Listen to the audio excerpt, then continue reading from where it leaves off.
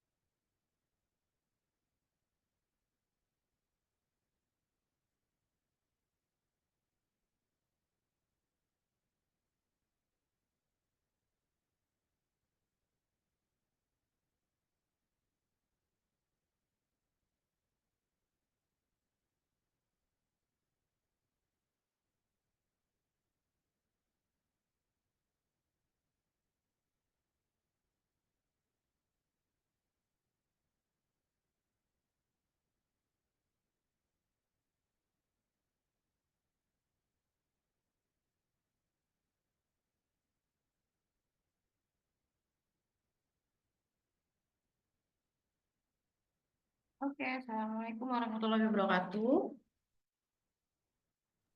Waalaikumsalam, Miss. Salam, Mas. Ya, sudah siap untuk belajar hari ini? Siap, Miss. Siap, Miss. Oke, ada yang punya soal-soal yang kemarin keluar tidak? Nanti boleh kita share saja, nanti kita bahas bersama-sama ya. Nah, di sini nanti Miss akan membahas tentang soal simulasi yang ada di akun resmi Kemendikbud ya. Enaknya soalnya dikirim ke grup aja ya. Iya, Miss. Oke, tunggu, tunggu.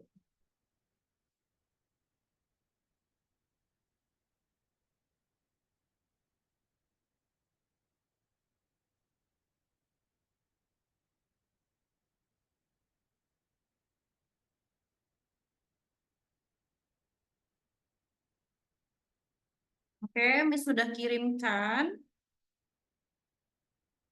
Nanti kalian juga eh, bisa lihat di layar.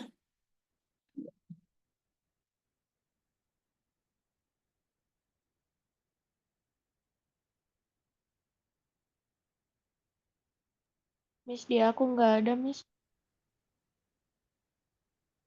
Di grup ini Kak, apa namanya? Aku share.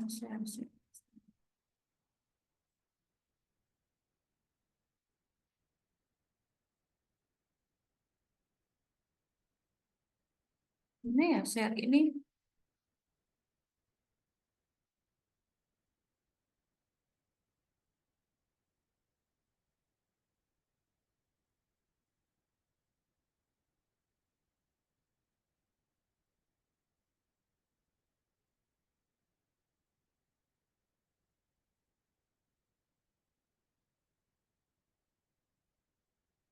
Ignis lupa deh.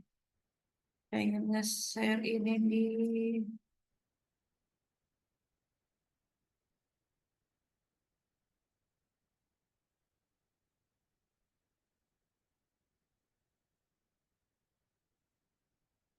mana ya Kak yang share ini?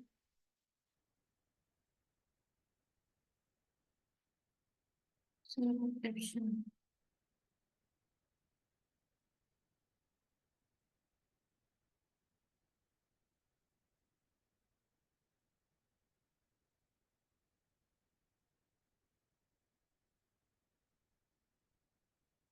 Mana share screen mana?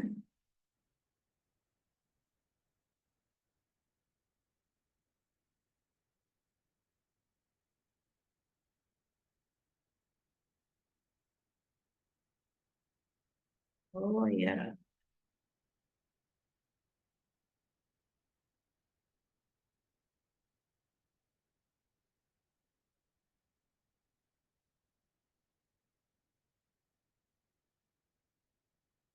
Oke. Kelihatan tidak di layar kalian? Kelihatan, Miss. Nah, ini adalah contoh dari soal simulasi yang ada di Kemendikbud.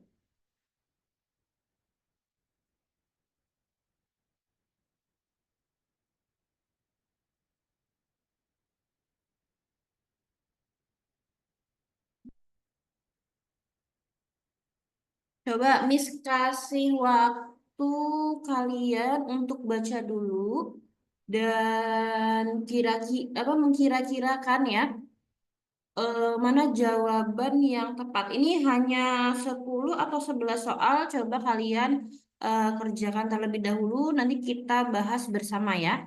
Nah, so, Miss beri waktu 10 menit cukup.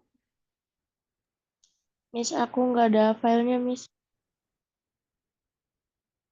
Di grup UTBK Kak, udah Miss kirim. Kayaknya aku nggak masuk deh, Miss. Coba, ini siapa nih? Yang nggak ada siapa aja coba. Aku nggak ada, Miss. Nggak ada.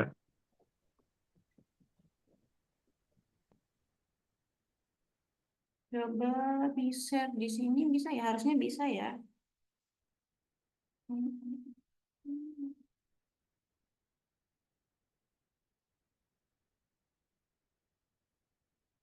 Tapi coba nggak bisa. Tunggu. Ini share di sini aja.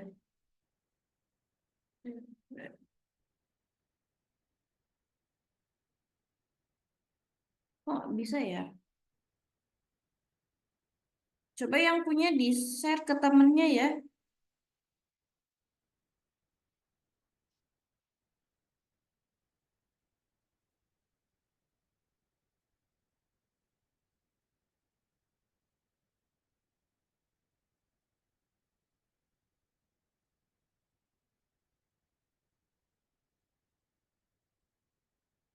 Bisa juga. Harusnya bisa, biasanya bisa.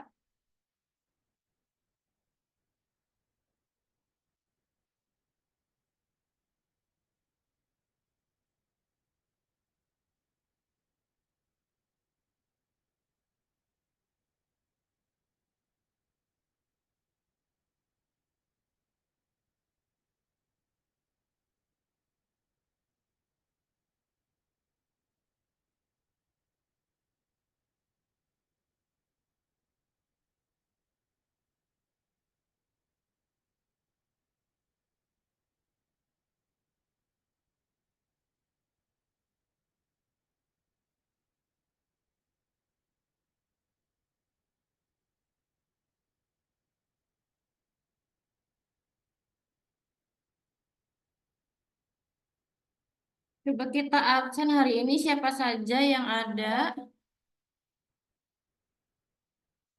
Oke, Elsa hadir.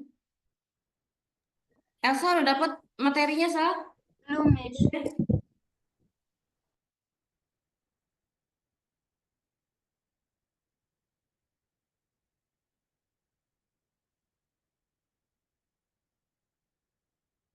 Elsa, Ilham sudah dapat Ilham. Bisa ya, dibuka ya.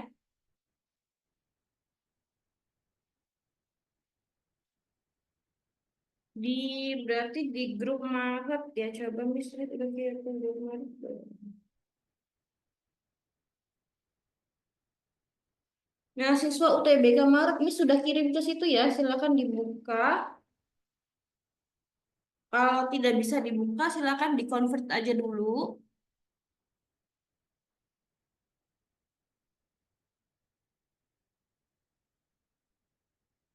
Nah, untuk LBI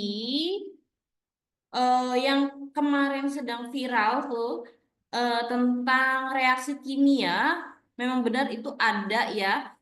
Tapi kalian tidak perlu khawatir, itu masih soalnya mengenai pernyataan yang ada pada teks ya, tidak di luar dari konteks itu sebenarnya. Cuman memang kita harus effort sedikit untuk mengerjakan soal tersebut gitu ya.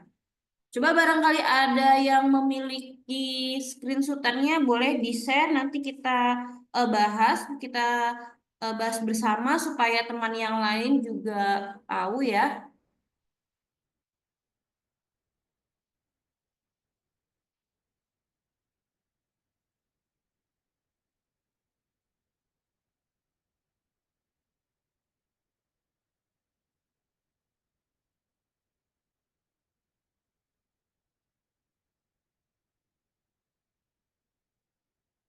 Oke,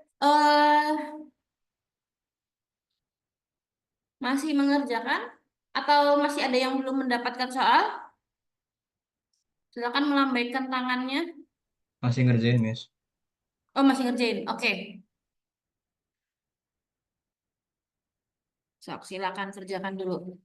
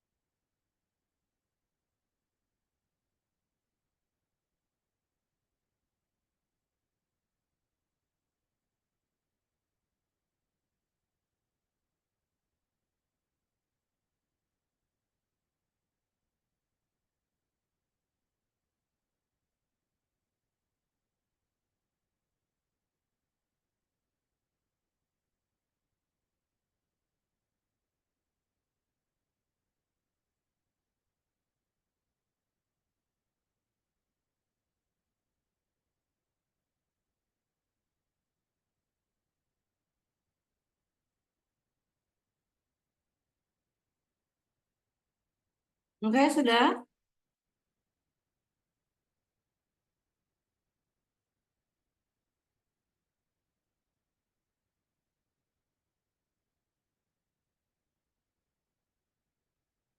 Oh iya, itu agak buram soalnya Miss itu soal dari screenshotan ya, screenshotan dari akun resmi dari Kemendikbud. Jadi tidak bisa di copy paste. Jadi Miss screenshot dan dijadikan ke Word. Maka itu gambar ya, gambar yang ditempelkan di Word. Jadi agak sedikit buram. Tapi yang di layar agak jelas kan ya? Terlihat jelas ya?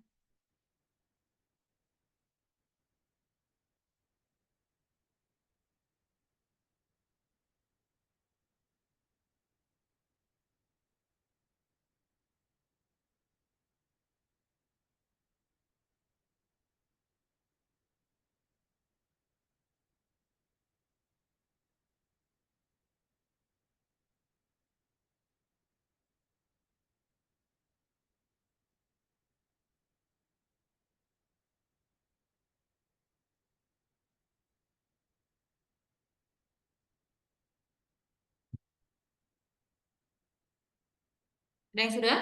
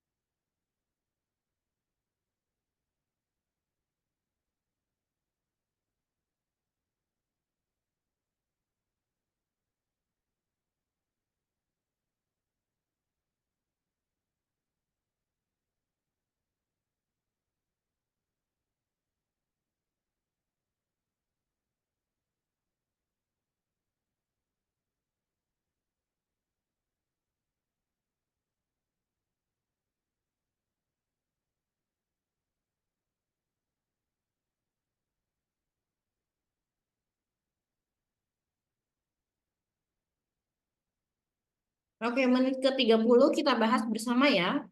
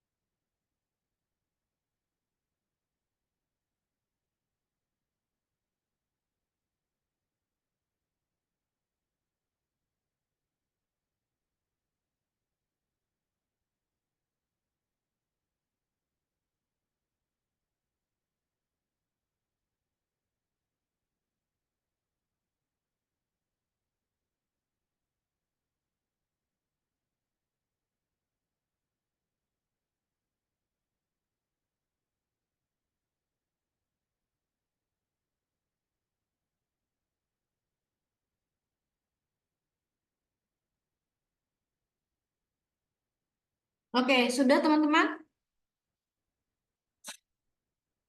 Yuk sekarang kita fokus ke soal ya. Coba kita lihat sini, kita akan bahas bersama-sama. Kita tuntaskan soal-soal yang muncul ya.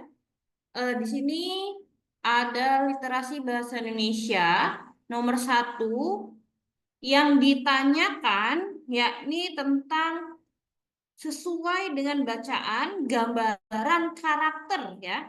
Gambaran karakter Bu Mus yang paling tepat adalah seorang guru yang apa gitu kan. Nah, maka kita lihat nih.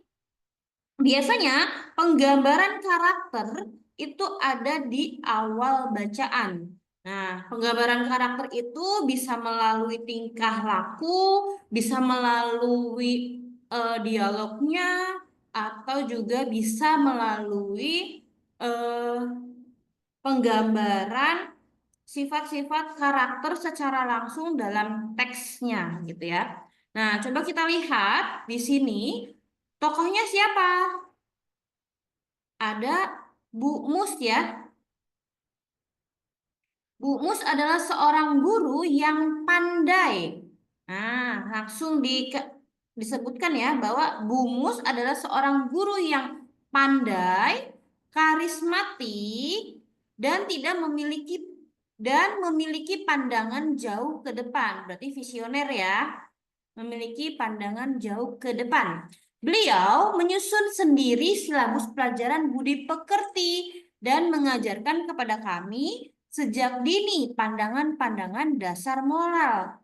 Pandangan-pandangan dasar moral, demokrasi, hukum, keadilan, dan hak asasi.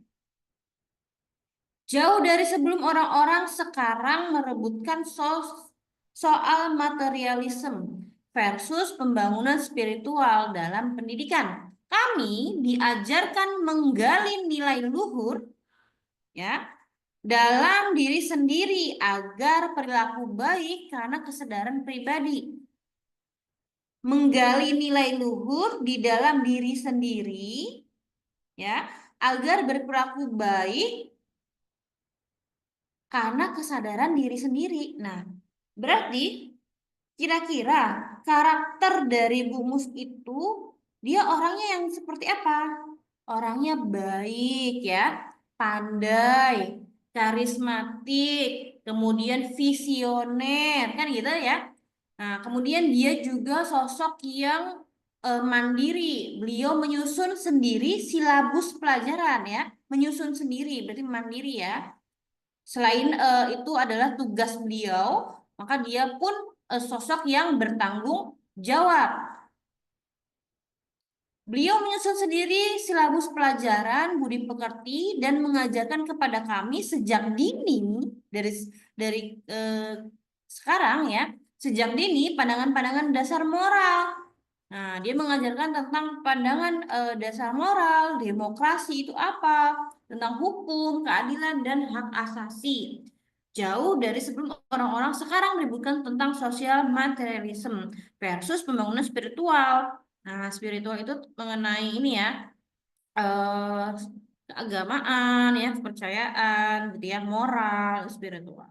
Kami diajarkan menggali nilai luhur di dalam diri sendiri agar berperilaku baik karena kesadaran pribadi. Mengajari nilai luhur berarti dia apa sosok yang? Halo,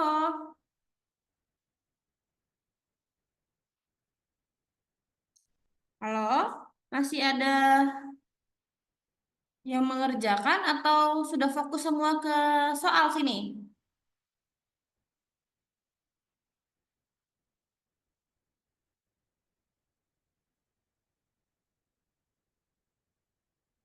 Yuk kita bahas yuk.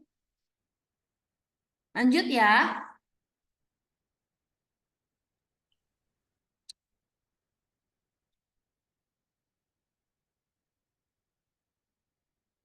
Nah,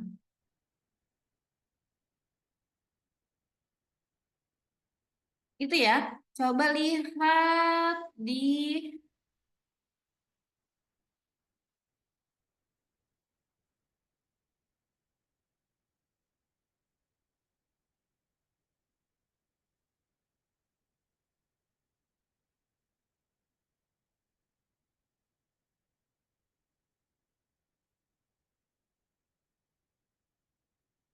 coba lihat di pilihannya.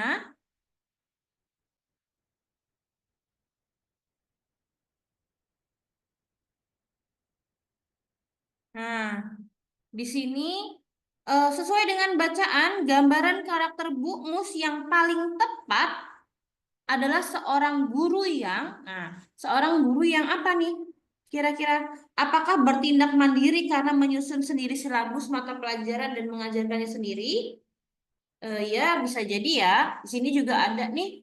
eh Beliau menyusun sendiri silabus mata pelajaran budi pekerti dan mengajarkan kepada kami sejak ini pandangan dasar moral. Namun, eh itu bukan hanya saja bertindak mandiri ya, tapi memang di situ juga adalah tanggung jawab beliau sebagai guru yang harus menyusun silabus mata pelajaran dan mengajarkannya kepada anak gitu ya. Nah, itu adalah merupakan peran dari seorang guru gitu ya, menyusun silabus dan mengajarkan pelajaran sesuai dengan pelajaran yang diampunya. Seperti itu. Nah, untuk pilihan kedua, memiliki wawasan luas karena mendidik moral, demokrasi, hukum, keadilan, dan hak asasi. Betul atau salah? Memiliki wawasan luas karena mendidik moral. Ya, seorang guru memang harus memiliki luas ya, memiliki wawasan yang luas untuk bisa mendidik siswanya gitu ya, melalui mata pelajaran yang diampunya. Nah, berwawasan futuristik karena memberikan mata pelajaran yang pihak lain belum tentu membicarakannya. Salah ya?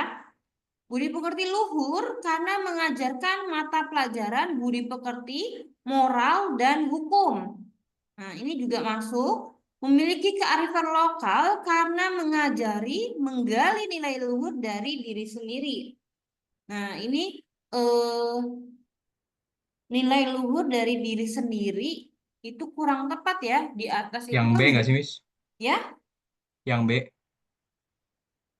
yang B memiliki wawasan luas karena mendidik moral. Ini bukan soal memiliki wawasan luasnya ya, tapi dia kan mencontohkan di situ ya. Dalam teks di atas itu kan beliau itu mencontohkan. Nah, kalau mencontohkan ini kan, Bungus adalah seorang guru yang pandai, karismatik, dan memiliki pandangan jauh ke depan. Beliau, kalau yang menyusun sendiri silabus ini sebagai tanggung jawab beliau ya. Jadi bukan hal yang bisa dibanggakan selain itu ya. Nah, dan mengajarkan kepada kami sejak dini pandangan-pandangan dasar moral, hukum, keadilan, dan hak asasi. Jauh sebelum seorang orang meributkan soal materialisme versus pembangunan spiritual dalam pendidikan. Kami diajarkan menggali nilai luhur di dalam diri sendiri agar berperilaku baik karena kesadaran pribadi. Jadi kesadaran pribadi gitu ya. Nah, ini kan berarti kan mengaplikasikan gitu ya atau mencontohkan budi luhur kepada anak-anak supaya mereka itu bisa mengikuti mana yang harus diikuti gitu ya. Mana saja yang baik, mana yang bisa diambil gitu ya ilmunya.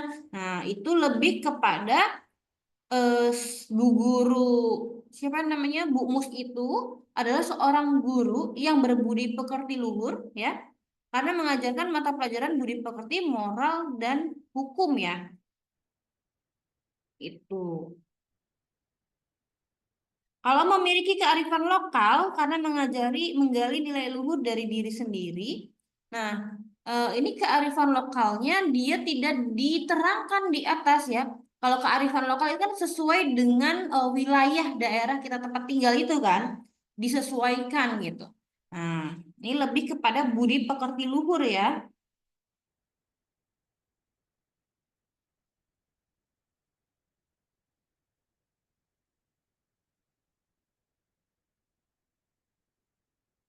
Oke.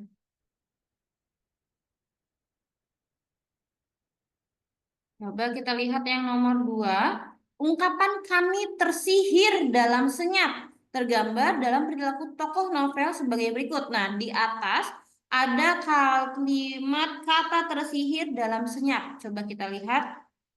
Nah, ini ya.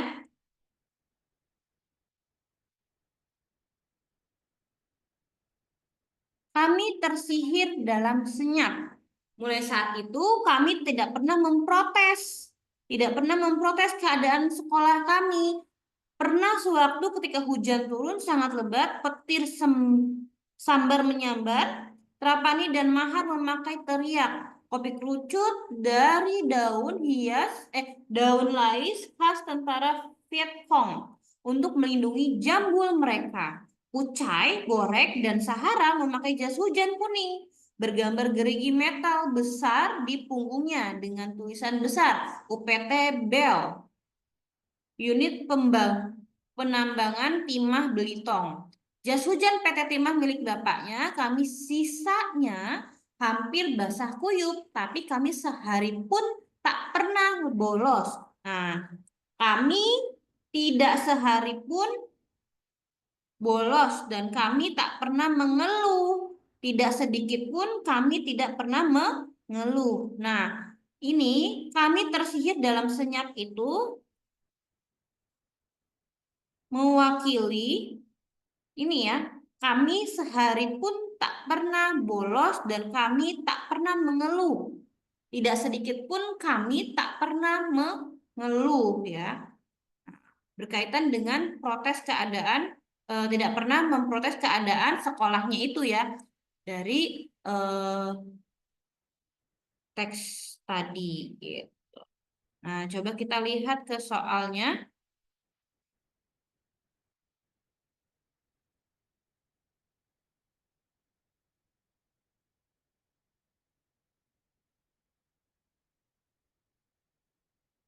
Nah, kami tidak pernah mengeluh dan memprotes keadaan sekolah kami.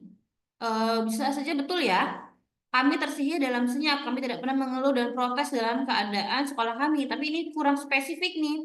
Kami tetap sekolah sekalipun hujan lebat dan petir sambar menyambar. Kami tidak pernah membolos dan mengeluh kondisi sekolah kami. Ini ya, yang lebih tepat ya. Yang nomor 2 itu yang C. Kami tidak pernah membolos dan mengeluhkan kondisi sekolah kami ya. Ini adalah wujud apa namanya?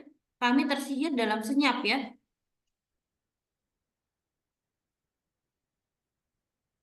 Karena kan tadi di atasnya itu Ibu Mus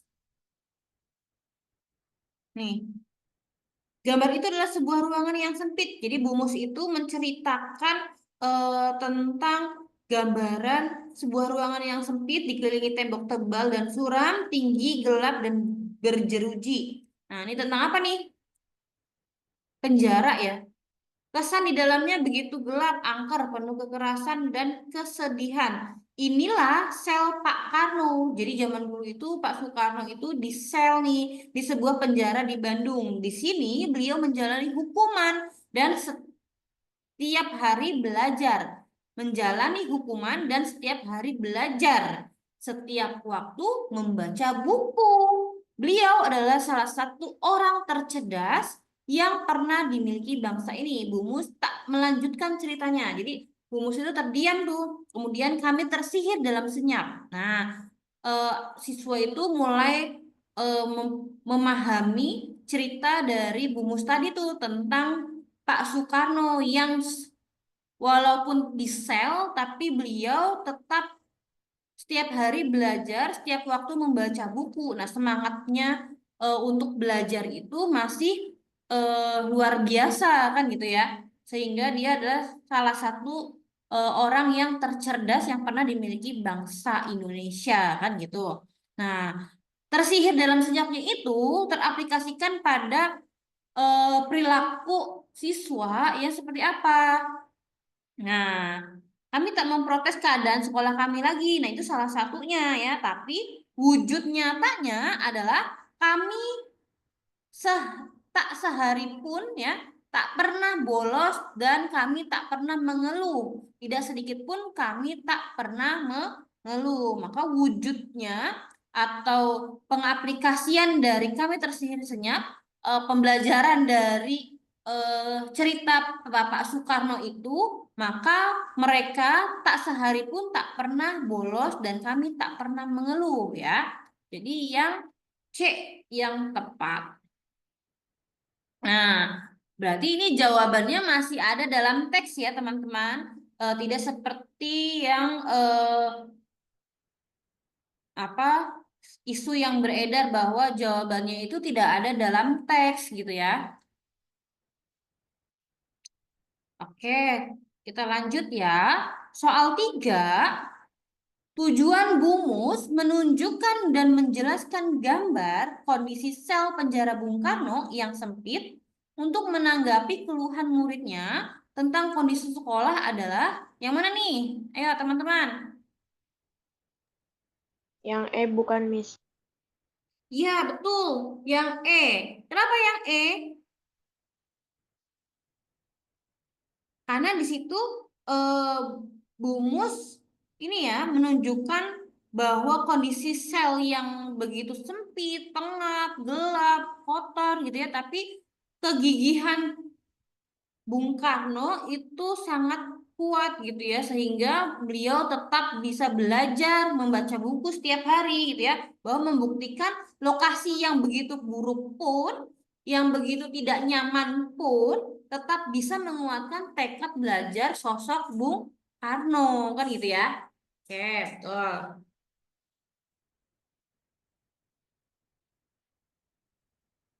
Kalau yang menggambarkan penderitaan Bung Karno melalui fasilitas yang sangat buruk dalam sel, kurang tepat ya, tidak sesuai dengan konteks yang tadi.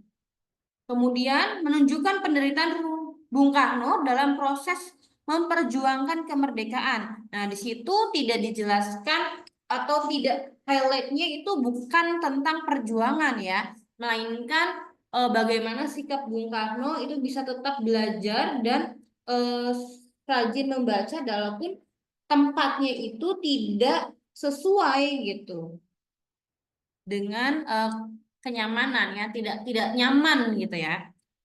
Bung Karno merupakan salah satu orang tercerdas hasil pemenjaraan di sel yang buruk. Bukan orang cerdas hasil pemenjaraan ya, tapi memang beliau itu adalah sosok yang tangguh, yang rajin ya, maka dia cerdas. Bukan cerdas karena hasil pemenjaraan ya. Menggambarkan kesuraman sel penjara Bung Karno yang mengesankan kekerasan dan kesedihan. Bukan highlightnya pada kekerasan dan kesedihan ya. Nah, membuktikan lokasi yang sangat buruk tetap bisa menguatkan tekad belajar Bung Karno. Nah, ini lebih tepat tadi ada di teks ya. Nah, ini dia. Beliau menjalani hukuman dan setiap hari belajar, setiap waktu membaca buku. Beliau adalah sosok orang yang cerdas yang pernah dimiliki bangsa ya, karena dia rajin membaca ya dan selalu membelajar walaupun tetap di sel ya. Oke, lanjut. Nomor 4, di sini ada EHR.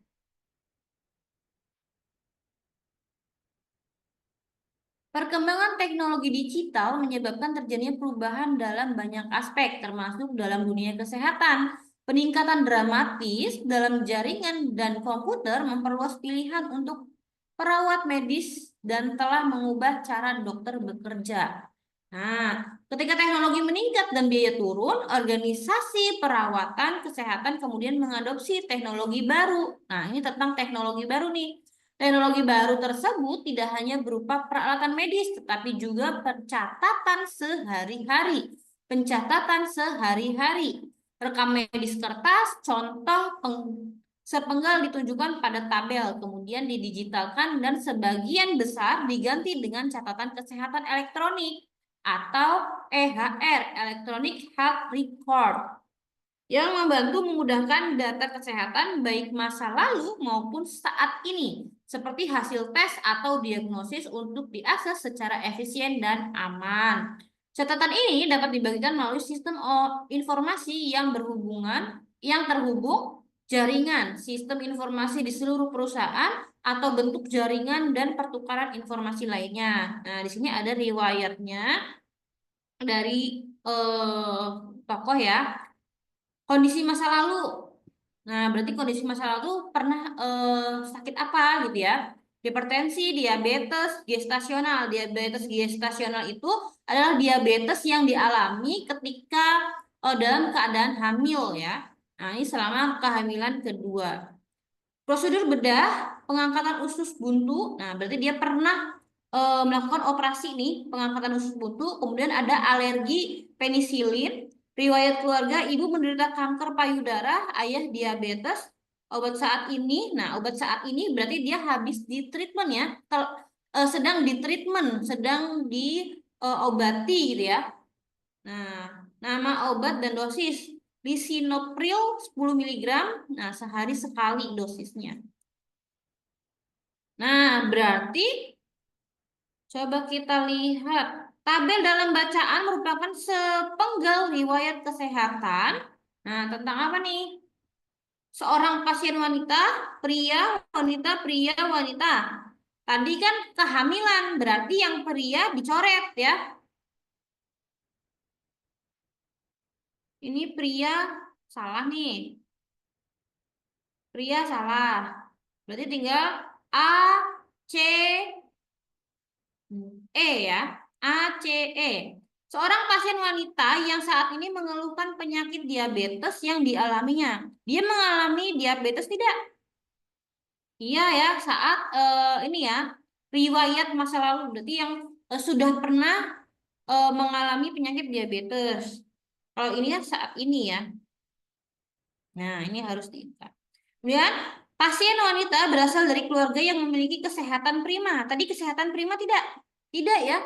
Tadi kan ada sanak saudaranya yang apa riwayat ayahnya sakit apa gitu ya.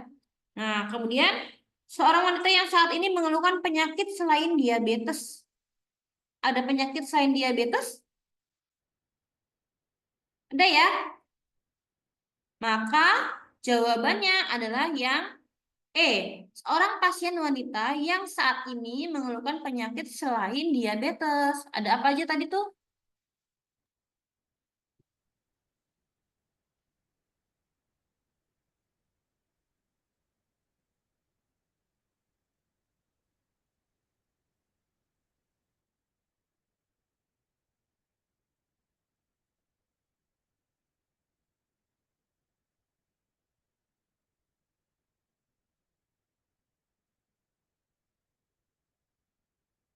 Nih, ada hipertensi ya. Kemudian, nah ini obat apa nih? Lisinopril. Nah, yang jelas ini bukan diabetes ya. Nah, berarti dia mengalami apa? Selain diabetes, mengalami penyakit selain diabetes ya. Yang E.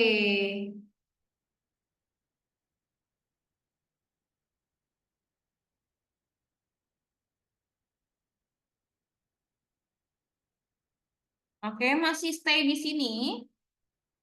Coba nomor 5. Ada yang mau baca nomor 5?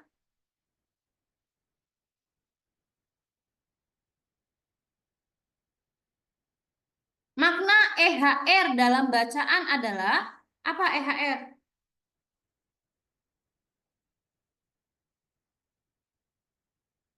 Versi elektronik dari catatan medis atau rekod catatan medis ya atau apa tadi tuh rekod ya yang mencakup semua data klinis penting yang relevan dengan perawatan pasien, catatan medis pasien lengkap, mencakup semua data klinis penting yang relevan, perangkat elektronik berarti kayak handphone, laptop gitu ya. Perangkat pengolah data klinis, kalau perangkat pengolah data klinis itu seperti aplikasi gitu ya. Aplikasi yang relevan dengan perawatan seorang pasien yang menggunakan suatu aplikasi digital.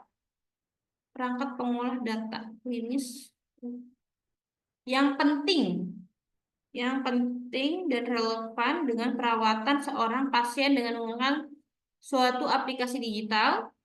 Nih, berkaitan dengan aplikasi digital atau catatan medis pasien yang mencakup semua data klinis penting Dengan perawatan pasien termasuk data obat yang diberikan dokter, catatan medis.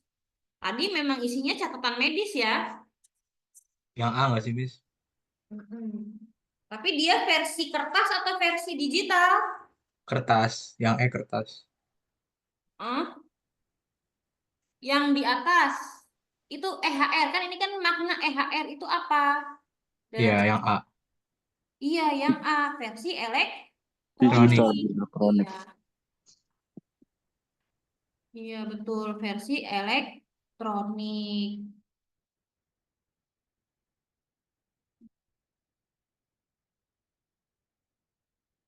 Coba next.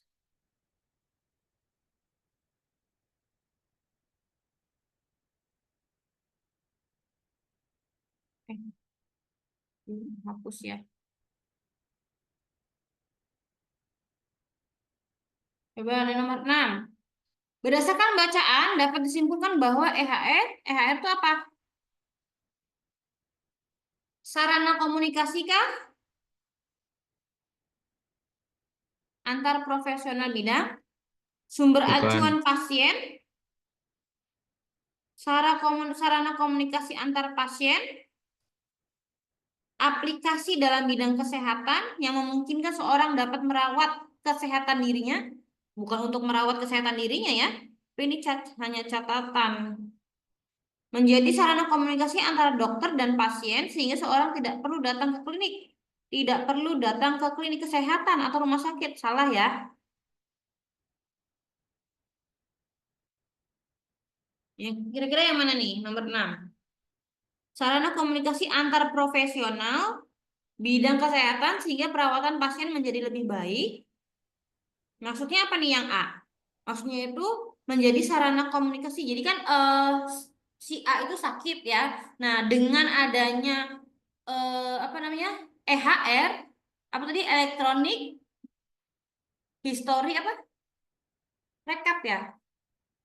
Pokoknya catatan elektronik itu, jadi nanti ketika ada dia penyakit selain penyakit oleh dokter A, misalnya penyakit jantung misalkan, nah dia ada paru-paru juga, nah berarti kan harus diperiksakan ke dokter paru-parunya kan gitu ya.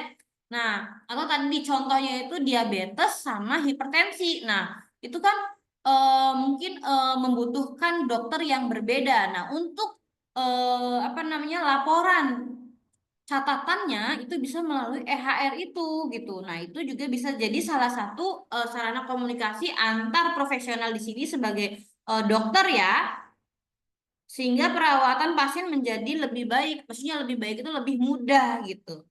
Nah, kalau sumber acuan pasien dalam merawat kesehatan dirinya termasuk menjadi sumber informasi ketersediaan dokter ahli, itu bukan ya, menjadi sumber informasi ketersediaan dokter ahli. Salah ya. Nah, itu ada lagi namanya yang untuk daftar pasien ya. Nah, itu bisa, tapi bukan EHR nih, beda lagi. Dalam konteksnya itu kan masih ada tentang EHR. Ya. Kemudian menjadi sarana komunikasi antar pasien, penderita penyakit sejenis yang saling membantu dan menghilangkan penyakit. Ini bukan untuk eh, si penderitanya ya, tapi untuk catatan di rumah sakit supaya dokter yang memegang pasien tersebut itu bisa lebih mudah mengetahui riwayat penyakit si pasien tersebut gitu ya. Salah. Nah, berarti yang paling tepat itu yang A ya. Oke.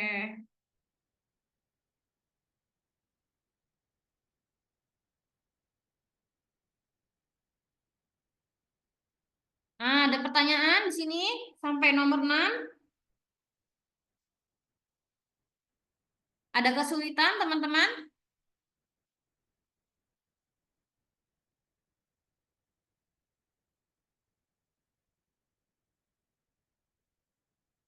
Elsa, ada kesulitan, Elsa?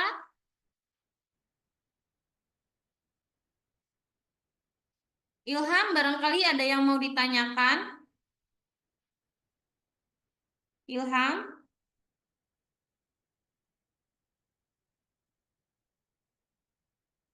Jahdan paham? Paham, Miss. Oke. Masih mudah ya soalnya ya. Ya, lumayan lah Ya, lumayan. Masih terkait dengan teksnya. konteks bacaan ya. Ya. Ada Revan di sini? Revan, bagaimana Revan? Paham? Paham, Miss. Oke, good.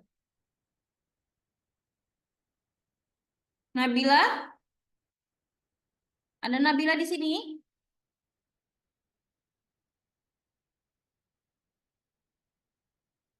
Ya, Miss. Ya, paham ya? Aman, Miss. Aman, oke. Pina aman, Pina?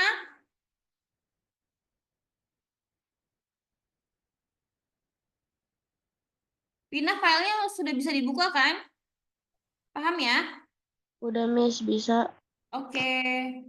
Sauki, aman ya? Aman, Miss. Oke. Nazril? Aman Miss. Sip. Oke, kita lanjutkan ke soal nomor 7.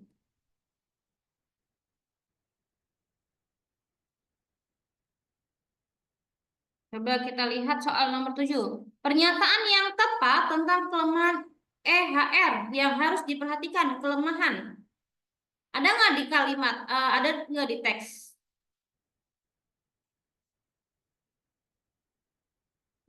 Di teks disebutkan tidak kelemahannya?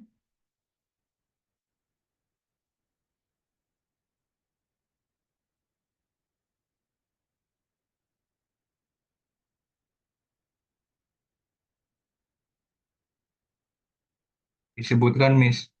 Ya, apa?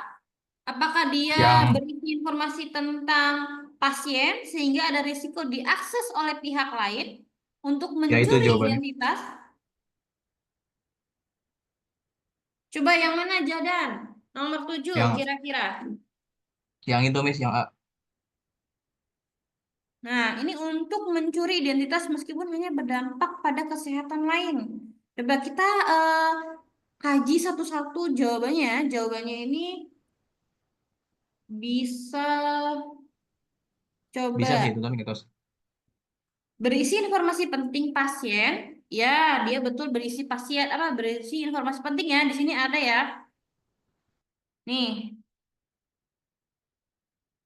satu tantangan besar pada HR adalah akumulasi sejumlah besar data yang tidak terintegrasi dan tidak terstandarisasi. Nah, jadi datanya itu tidak terintegrasi dan tidak terstandarisasi. Ya, organisasi layanan kesehatan memiliki banyak data yang dapat mereka gunakan untuk meningkatkan prosedur dan praktek bisnis mereka. Tetapi mereka tidak memiliki tenaga ahli untuk mengintegrasikan data. Ini operatornya masih kurang gitu ya.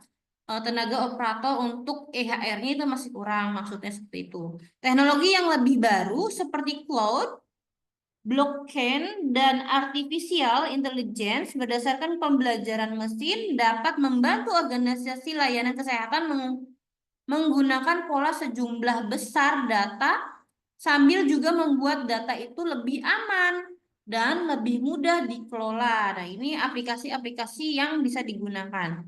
Sebagaimana umumnya pada aplikasi digital yang lain, EHR rawan terhadap pencurian, perusakan, pengendalian data oleh pihak-pihak yang tidak bertanggung jawab yang dapat berdampak pada pelanggaran hukum. Berdampak pada pelanggaran hukum. Nah, ini teks yang perlu kita perhatikan untuk nomor 7 ya. Rawan terhadap pencurian, perusakan, pengendalian data oleh pihak yang tidak bertanggung jawab dan dapat berdampak pada pelanggaran hukum. Nah, coba terdapat pada pilihan yang mana yang mencakup kalimat ini gitu ya. Yuk kita bedah. Nomor 7. Nah, ini masih ini ya, masuk ya. EHR berisi informasi penting pasien sehingga ada resiko diakses oleh pihak lain untuk mencuri. Nah, pihak lain untuk mencuri. Mencuri apa dicuri nih? diakses oleh pihak lain untuk mencuri identitas meskipun hanya berdampak pada kesehatan pasien. Meskipun hanya berdampak pada kesehatan pasien. Apakah hanya berdampak pada kesehatan pasien? Tadi itu kan di soal itu tentang apa? Berdampak pada pelanggaran hukum kan? Ininya udah betul.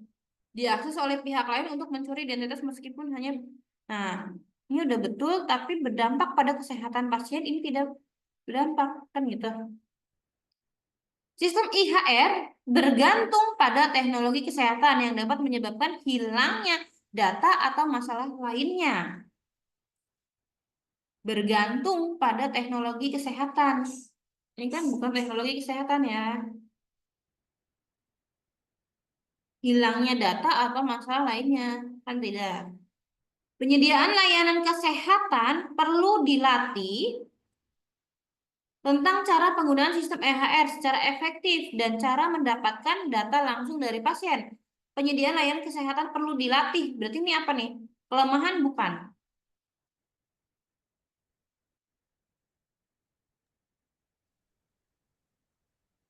Ini lebih pada saran ya. Penyediaan layanan kesehatan perlu dilatih tentang cara penggunaan sistem EHR secara efektif dan dapat data langsung dari pasien. IHR bergantung pada dokter karena pengelola IHR yang bukan berkualifikasi dokter perlu diganti dengan tenaga dokter. Enggak juga ya. Kan tadi ada tenaga itunya ya. Apa namanya? Operatornya gitu ya. Penggunaan EHR dapat memunculkan masalah hukum, memunculkan masalah hukum seperti masalah privasi dan masalah kewajiban yang mengikat. Yang masuk tidak? IHR memunculkan masalah hukum tadi ya, dampaknya kan?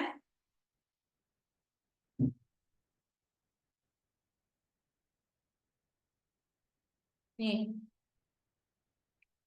IHR rawan terhadap pencurian. Tadi ada di pilihan yang A ya, perusahaan dan pengendalian data oleh pihak-pihak yang tidak bertanggung jawab yang dapat berdampak pada pelanggaran hukum. Nah, tadi dampaknya yang salah untuk yang jawaban A. Dampaknya ya, bukan kepada kesehatan, tapi berdampak pada pelanggaran hukum.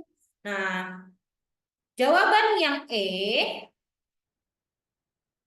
memunculkan masalah hukum seperti masalah privasi dan masalah kewajiban yang mengikat. Maka yang lebih tepat adalah yang E. Gitu. Oke, jangan terkecoh ya. Nah, ini berdampak pada kesehatan pasiennya kan salah. Oke?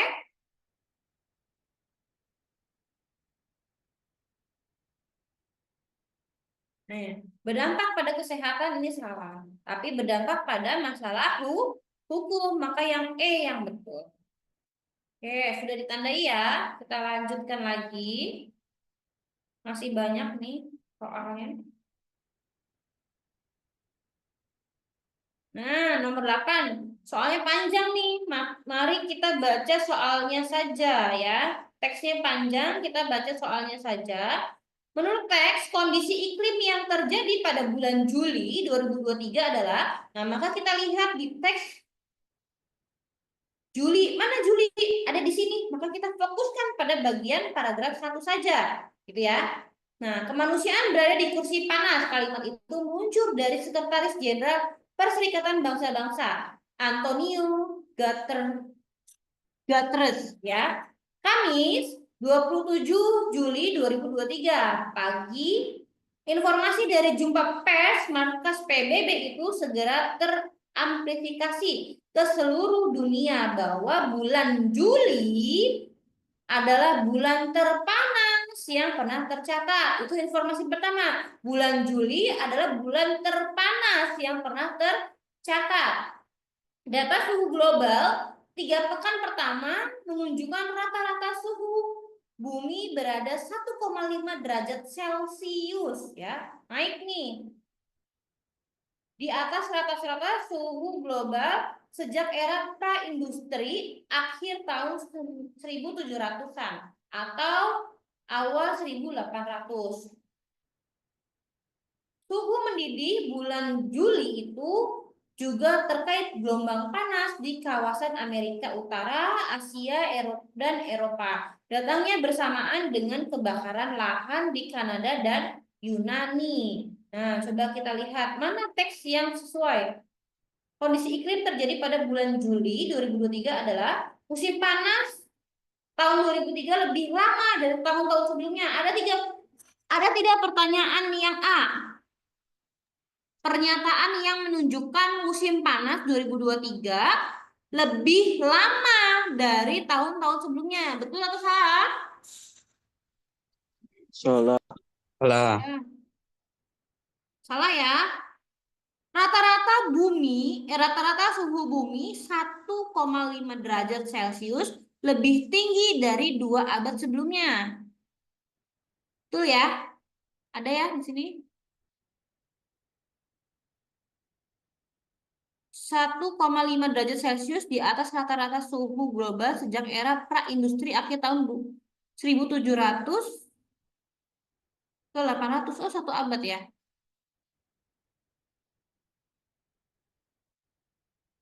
700 ke 800. Ini 2 abad. Coba kita tandai dulu ya. Ini 2 abad. Ininya betul.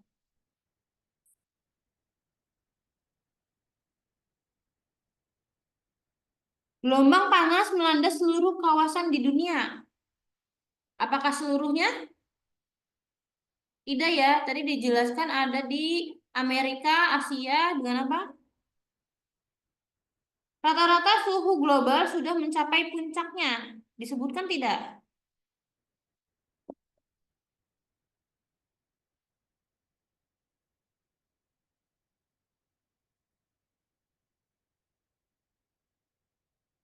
Tinggi suhu global menimbulkan korban jiwa di Kanada dan Yunani. Apakah ada korban jiwa di sini? Coba kita lihat ke atas lagi.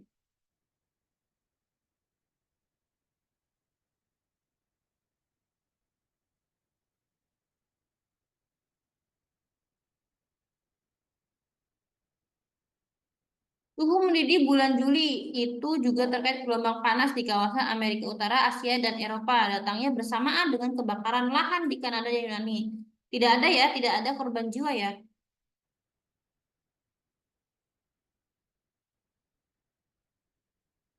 Nah, kira-kira mana nih yang lebih tepat?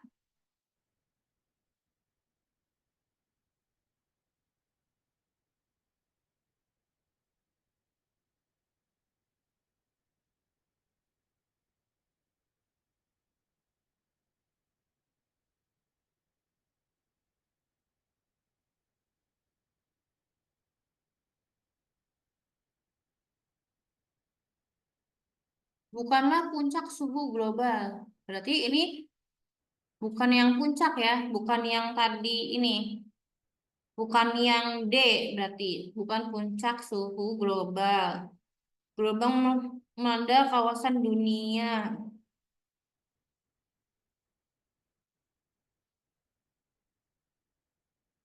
Kira-kira yang mana nih, teman-teman?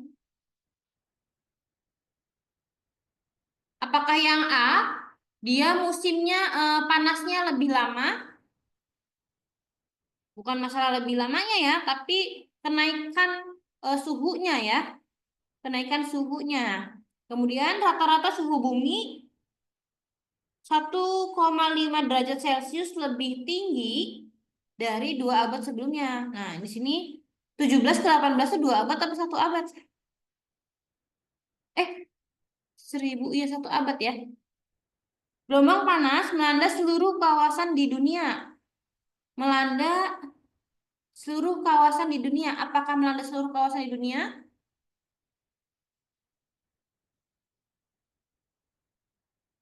Halo?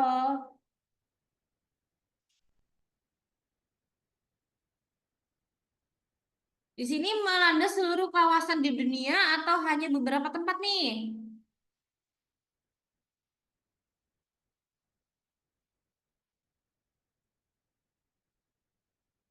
A. Amerika Utara, Asia, dan Eropa. Berarti tidak seluruh dunia ya. Tapi memang terimplikasi ke seluruh dunia. Nah,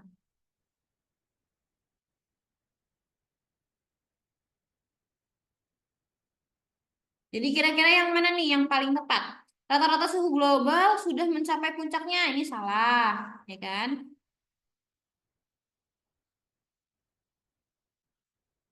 Kalau mencapai puncaknya salah, ini bukan puncaknya. Menimbulkan korban jiwa juga salah.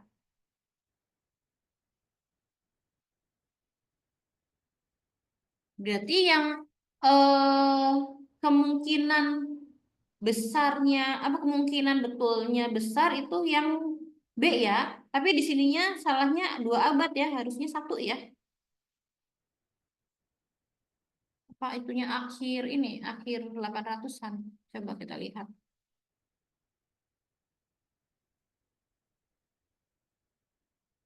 Era praindustri akhir tahun 1700 atau awal 1800 mendidih. Di rata-rata suhu global sejak era 1700 awal atau 1800 ya. Nah, 1800 ke 2023 kan terjadinya kan 2023, berarti 2 abad ya. Iya, berarti benar yang B. Miss fokusnya ke sini tadi. 1700 ke 1800 salah. Ini kan akhir tahun 1700 atau awal 1800. Maksudnya di era itu mulai rata-rata suhu global itu. Nah, kemudian ini sekarang terjadinya pada bulan Juli 2023. Maka 2 abad yang lalu ya sudah mulai kenaikan suhu tersebut gitu. Maka rata-rata suhu bumi 1,5 derajat Celcius lebih tinggi dari 2 abad sebelumnya. Berarti yang B ya. Oke, lanjut. Nomor 9.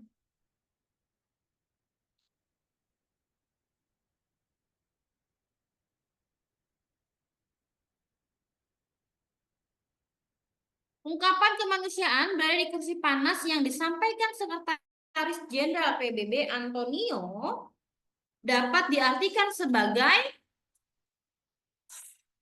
kondisi masa depan manusia berada dalam bahaya karena perubahan iklim. Ini ya. Bulan Juli 2003 adalah bulan terpanas yang pernah tercatat. Iya, tapi bukan hanya itu kan, ada di bawahnya juga tuh bacaan tuh. Itu adalah apa namanya tanda awal saja gitu. Kenaikan suhu global itu hanya tanda awal ada akan terjadinya sesuatu hal yang lebih besar di masa depan gitu ya. Kondisi yang akan lebih parah di masa depan, bahaya yang mengancam eh, dunia akibat perubahan iklim yang ekstrim tadi. Suhu mendidih di bulan Juli 2023 imbas gelombang panas beberapa benua kan. Situasi iklim yang terjadi merupakan puncak suhu global, tadi bukan puncak ya kan. Kemudian adaptasi perubahan iklim meminggirkan sisi manusia terimbas. Tidak juga ya. Oke, jadi yang D. Coba yang 10. Apa nih? Nomor 10. Dampak yang dapat terjadi ketika upaya mitigasi. Mitigasi itu apa? Penanggulangan bencana ya. Dan adaptasi perubahan iklim hanya menjadi rencana dan wacana di Indonesia. Nah, dampaknya apa nih? Dampak yang terjadi ketika upaya mitigasi, pemerintah harus membangun lembaga kursus kah untuk melindungi masyarakat miskin atau masyarakat semakin terpinggirkan dari kebijakan penanggulangan perubahan iklim, atau pemerintah harus menyewakan lahan kosong di daerah perbatasan kepada negara lain. Salah ya, harusnya jangan ke negara lain ya. Produksi pertanian dan perikanan menurun akibat cuaca yang tidak mendukung. Negara lain juga dapat melakukan penundaan komitmen global perubahan iklim. Ini ya, pertanian perikanan menurun akibat cuaca yang tidak mendukung. Ini deh. Oke.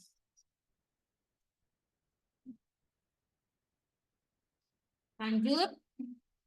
Nomor 11, nomor terakhir.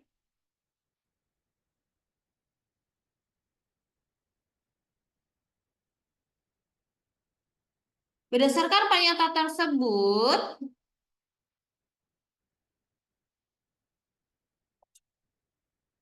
upaya yang dapat dilakukan pemerintah untuk melakukan adaptasi perubahan iklim bagi kelompok petani di Indonesia adalah yang mana kira-kira?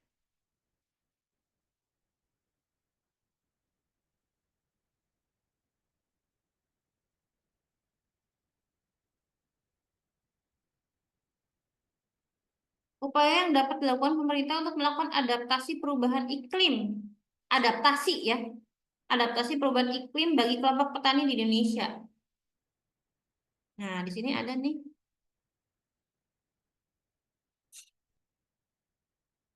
Di bagian akhir ya.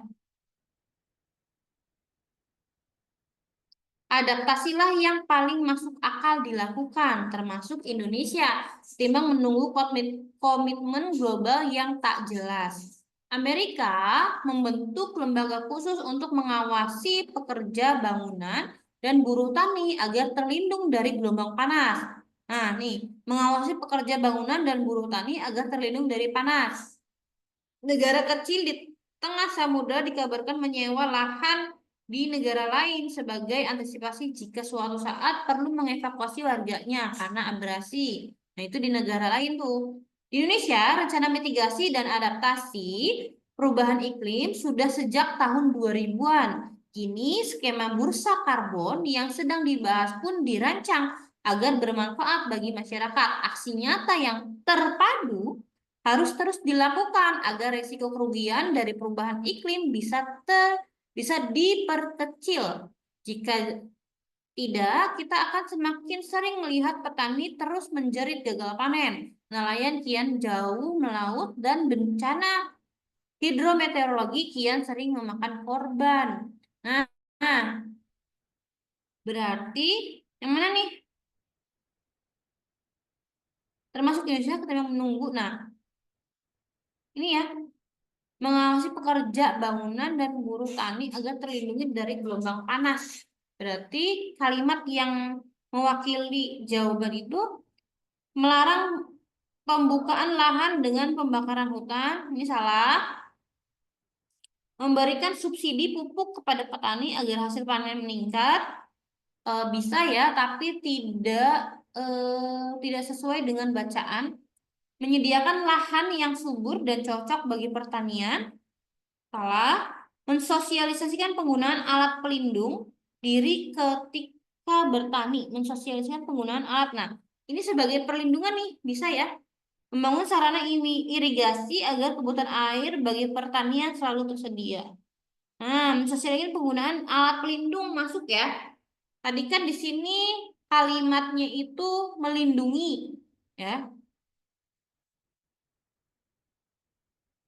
Nih, mengawasi pekerja bangunan dan buruh tani agar terlindungi dari gelombang panas. Berarti kan bisa teraplikasikan dengan penggunaan alat pelindung ya, ketika bertani ataupun nah, ini ya. Oke, untuk 11 soal ini masih mudah ya. Coba Miss ada soal yang kemarin katanya diperbincangkan gitu ya. Coba Miss buka dulu. Mana ya?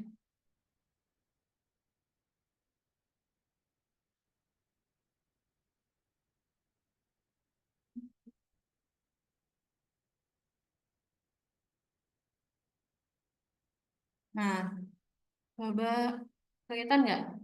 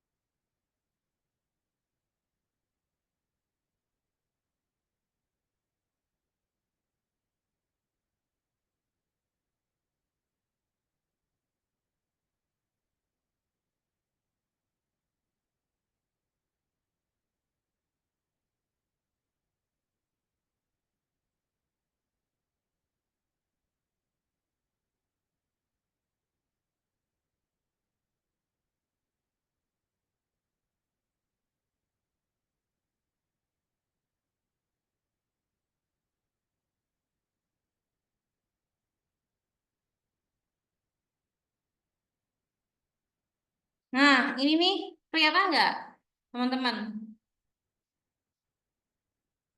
Rumus kimia PaC dengan Al berjumlah 8 dan gugus OH berjumlah 5 adalah kira-kira yang mana nih jawabannya? Halo?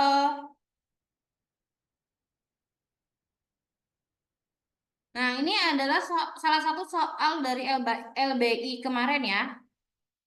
Al berjumlah 8 dan gugus OH berjumlah 5. Nah, ini kan sudah diketahui AL-nya. AL-nya itu 8. Berarti kita cari nih, cari AL 8 nih, AL 8 semua gitu kan.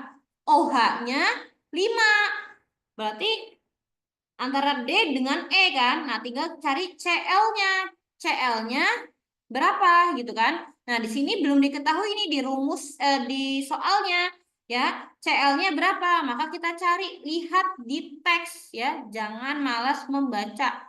Nah, di sini ada rumus CL 3N dikurangi M. Nah, N-nya tuh berapa? N-nya itu kan ada di AL nih. Tadi N-nya diketahui berapa? 8 kan? Berarti kita masukkan nih. N-nya di 8. N-nya masukkan 8. Kemudian M-nya kan OH nih. OH-nya sudah diketahui 5. Maka masukkan CL 3N dikurangi M. Nah, maka CL 3 kali N. N-nya tadi 8. 3 kali 8 berapa? 24 dikurangi 5. 24 dikurangi 5 berapa? 19. Jadi jawabnya AL 8, OH 5, CL 24. Jadi ketika nanti kalian menemukan contoh soal seperti ini, maka kalian fokuskan di soal ini dulu ya. Di pertanyaannya apa? Kimia PaC dengan AL berjumlah 8. Maka kalian cari nih, yang AL berjumlah 8 mana? Kemudian gugus OH. OH-nya juga 5 nih, sudah diketahui, tinggal cari CL. Maka kita fokuskan coba CL ada di mana ya, rumus CL. Tidak usah baca keseluruhan nih. Mana CL? Nah, oh ini ada CL nih, CL 3N kurangi M. Nah, N-nya tadi diketahui, sudah diketahui kan? Nah, tinggal di seperti itu ya. Nah, jangan terkecoh dengan penulisan reaksi kimia gitu ya. Ini kan sebenarnya masih masuk ke LBI. Kenapa? Karena yang ditanyakan masih termasuk dalam konteks bacaan. Ada di dalam konteks bacaan kan gitu. Hanya saja memang yang ditanyakan itu tentang rumus kimia. Itu ya. Teman-teman, ada yang ditanyakan untuk yang ini? Jelas ya? Coba kita lihat lagi ke soal lain. Apa ini? Oh, titik T. Oh, ini matematika. Coba apa lagi? Matematik. Matematik.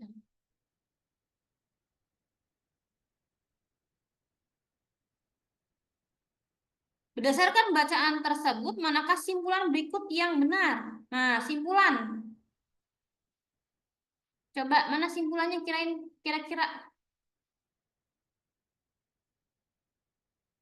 Simpulan itu adalah pendapat akhir atau yang mencakup gitu ya, yang mencakup inti bacaan tersebut.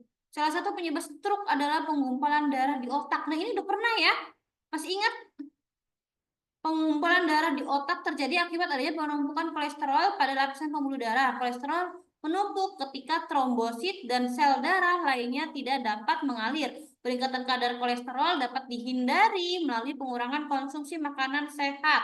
Makanan kurang sehat. Selain itu, kadar kolesterol juga dapat dikendalikan dengan olahraga teratur. Olahraga yang menurunkan kadar kolesterol bercirikan mengombinasikan gerakan dan pernapasan bersifat ritmis dan mengutamakan ketenangan pikiran.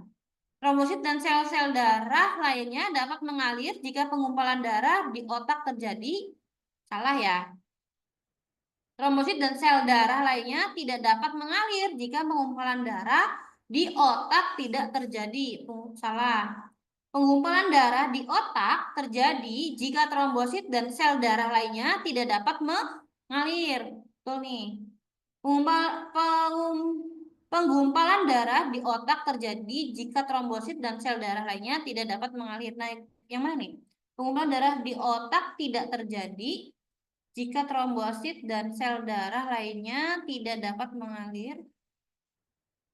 Penggumpalan darah di otak tidak terjadi jika trombosit dan sel darah lainnya tidak dapat mengalir. Berarti pengumpulan darah di otak terjadi jika trombosit darah dapat mengalir ya. Yang C betul, pengumpulan darah di otak terjadi jika trombosit dan sel darah lainnya tidak dapat mengalir. Salah ya. Penggumpalan darah di otak terjadi jika trombosit dan sel darah lainnya dapat mengalir. Penggumpalan darah di otak terjadi jika trombosit dan sel darah lainnya dapat mengalir. Salah, berarti yang C ya. Oke, nih teman-teman ingetin yang C jawabannya nih. Oke, lanjut. Ini matematik, matematik ya. Oke.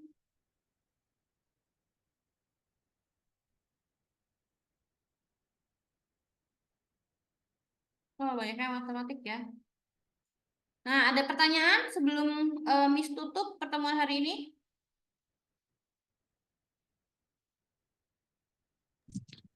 Nggak ada, Miss. Nggak ada ya. Jadi clear ya soal yang tadi yang reaksi ya.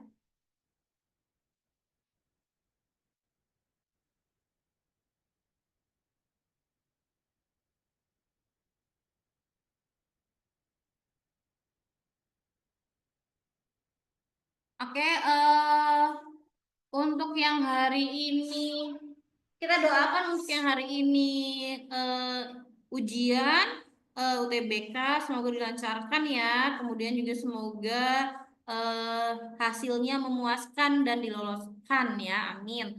Untuk kalian yang Amin. belum ujian masih semangat, jangan lupa berdoa, kuatkan lagi, terus berusaha, jangan pantang menyerah. Miss doakan kalian semua menjadi orang yang sukses ya di suatu hari, entah melalui jalur apapun, semoga kalian jadi orang sukses ya. Amin. Semangat. Amin. Tuhan tahu apa yang terbaik untuk kalian. Oke? Jangan pantang menyerah. Oke, kalau sudah tidak ada pertanyaan, kita ini dulu ya, video dulu buat absen ya. Apa namanya? Foto ini dulu ya. Mana sih?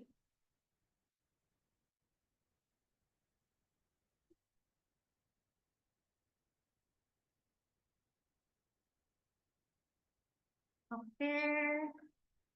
Coba mana yang lain? Kita ini dulu, apa namanya?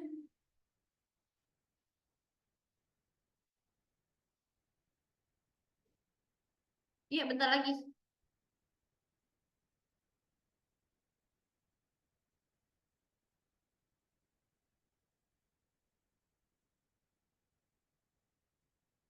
Oke, Miss screenshot ya. Siapa-siapa aja tadi.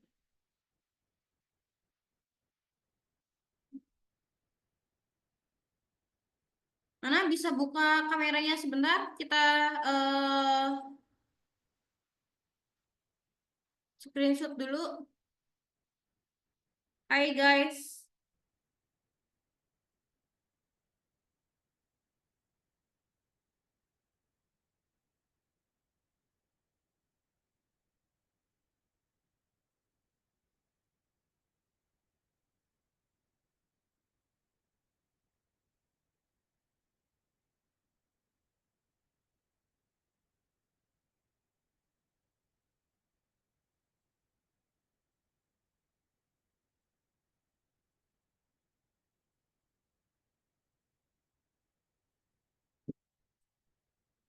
Oke, nanti dilanjut dengan Miss Ida ya. Oke, Miss cukupkan untuk hari ini. Terima kasih. Wassalamualaikum warahmatullahi wabarakatuh. Sukses untuk kalian. Salam sehat. Assalamualaikum warahmatullahi wabarakatuh. Waalaikumsalam, Miss. Hmm. Jangan keluar ya, nanti ada Miss Ida. Oke.